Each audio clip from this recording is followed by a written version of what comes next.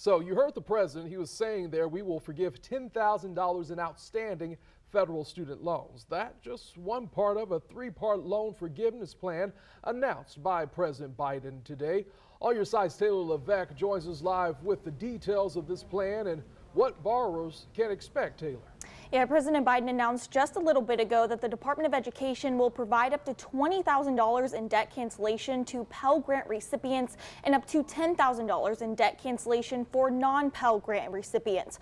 Borrowers are eligible if you make under $125,000 individually or $250,000 for married couples. The president also announced a pause on loan repayment will be extended for the last time through December 31st. The plan is creating a buzz on local college campuses. This is such a relief. I'm like, wow, takes a lot of the burden away. President Biden says his plan focuses on working class families and makes college more affordable. 95% of the borrowers can benefit from these actions. That's 43 million people. Of the 43 million, over 60% are Pell Grant recipients. That's 27 million people who will get $20,000 in debt relief. Nearly 45% can have their student debt fully canceled. That's 20 million people who can start getting on with their lives.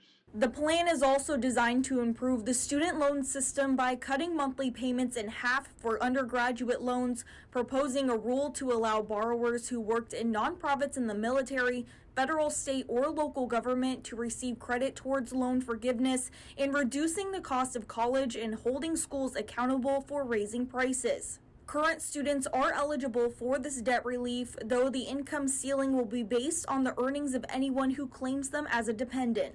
That money that would be taken for the student debt has to come from somewhere. You can't just decide, hey, it doesn't exist anymore. Someone is going to have to pay that. So who will pay for it? According to the budget model, forgiving student loan debt will cost between $300 billion and $900 billion over 10 years.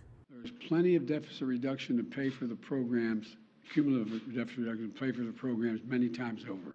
Borrowers have until at least January before payments resume, but First Coast Financial Group advisor Kyle Boston says it's never too early to start planning ahead. It's probably been a couple years since you've even looked at it in most cases.